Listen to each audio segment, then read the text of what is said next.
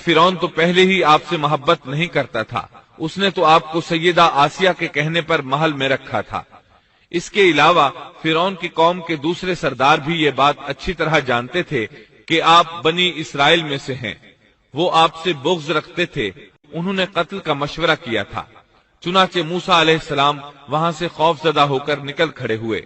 मिस्री आपकी तलाश में थे, फिरौन ने अपने जासूस आपकी तलाश में भेज दिए थे।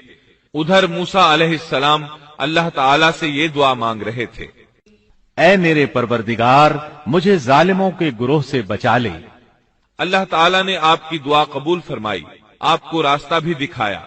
आप जंगल की तरफ निकल खड़े हुए। आपके पास खाना था न पानी, न आपके पास सवारी का जानवर था। आपको कुछ मालूम नहीं था कि किधर जा रहे हैं। बस आप जंगल में चलते रहे। आप मिस्र से फिलिस्तीन की तरफ जा रहे थे। रास्ते में आपके जूते भी टूट गए। अब नंगे पांव सफर शुरू हुआ। भूख लगती तो दरख्तों के पत्ते खा लेते। इस तरह आप मदियन पहुंच गए। आप सुन चुके हैं, मदियन अल्लाह के नबी शुएब अलैहिस्सलाम की बस्ती थी। उस वक्त शुएब अलैहिस्सलाम काफी बूढ़े हो चुके थे और ये वाकयात शुएब अलैहिस्सलाम की कौम की तबाही के बाद के हैं। आप मदियन के पानी पर पहुंच गए। बस्ती के बाहर उन लोगों की पानी की जगह थी। वहीं वो लोग अपने जानवरों को पानी पिलाते थे, अपने लिए भी वहीं से पानी लेते थे। मूसा अलैहिस्सलाम ने देखा कि लोग आ जा रहे हैं। किसी के पास बकरी है, किसी के पास ऊंट है। उन्होंने हौज बना रखे हैं। वो कुएं से पानी निकालकर उन हौजों में डालते हैं। माल मवेशी के लिए अलग हौज है और इंसानों के लिए अलग हौज हैं। आपने वहां दो ऐसी औरतों को देखा जिनके पास बकरियां थीं। वो अपनी बकरियों को पानी से दूर एक तरफ लिए खड़ी थीं। उनको पानी की तरफ जाने से रोके हुए थीं। मदियन के पानी पर जब आप पहुंचे तो देखा कि लोगों की एक जमात वहां पानी पिला रही है और दो औरतें अलग खड़ी अपने जानवरों को रोकती हुई देखीं। मूसा अलैहिस्सलाम को ये देखकर हैरत हुई कि सब लोग तो अपने जानवरों को पानी पिला रहे हैं और ये दोनों पीछे खड़ी हैं। ये क्या मामला है? पूछा कि तुम्हारा क्या हाल है, यानी तुम अपनी बकरियों को पानी क्यों नहीं पिला रही? वो बोली कि जब तक ये चरवाहे वापस न लौट जाएं, हम पानी नहीं पिलाती और हमारे वालिद बहुत बड़ी उम्र के बूढ़े हैं। मतलब ये कि इतनी भीड़ में हम कैसे दाखिल हों? ये सुनकर मूसा अलैहिस्सलाम आगे बढ़े, ताकत से उन लोगों को पीछे हटाया और पानी निकालकर उनकी बकरियों को पिलाया। फिर एक दरख्त के साए तले जा बैठे और यूं दुआ करने लगे, ऐ परवरदिगार, तू जो कुछ भलाई मेरी तरफ उतारे मैं उसका मोहताज हूँ। सैयदना अब्दुल्लाह बिन अब्बास रजी अल्लाह अन्हुमा बयान करते हैं कि सैयदना मूसा अलैहिस्सलाम नंगे पांव मदियन पहुंचे थे।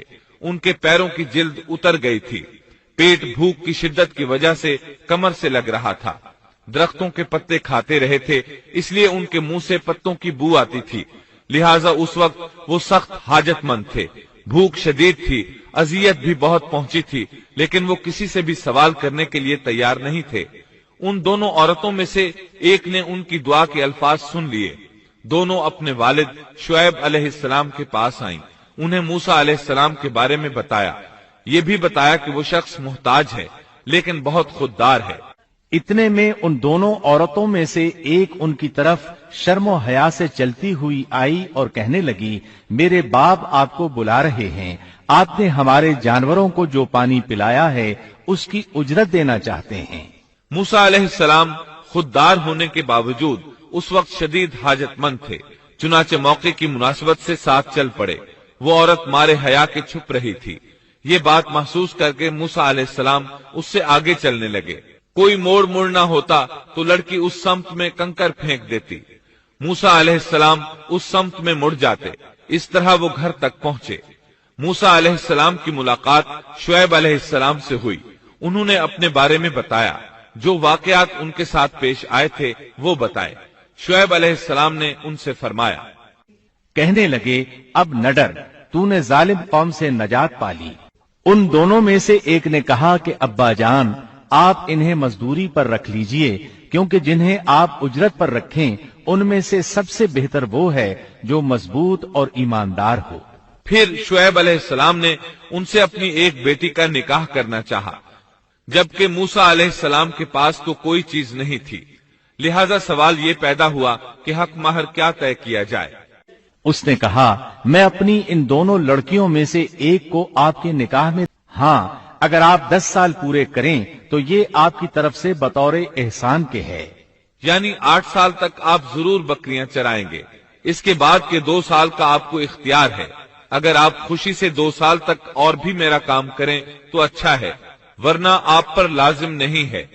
میں ہرگز یہ نہیں چاہتا کہ آپ کو کسی مشقت میں ڈالوں، اللہ کو منظور ہے تو آگے چل کر آپ مجھے بھلا آدمی پائیں گے۔ شعیب علیہ السلام کی بات کا موسیٰ علیہ السلام نے جو جواب دیا وہ آیت 28 میں ہے۔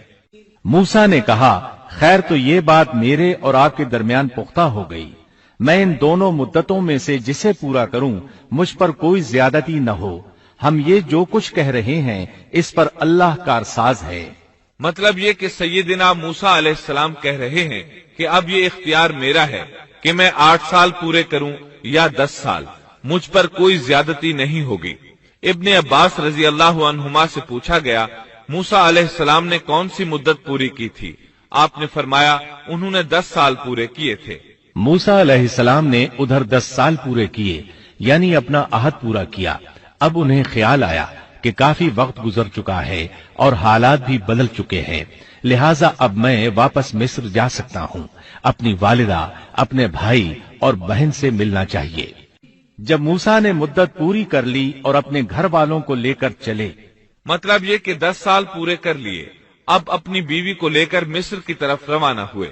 سبيل الدموع سبيل مريح تنهد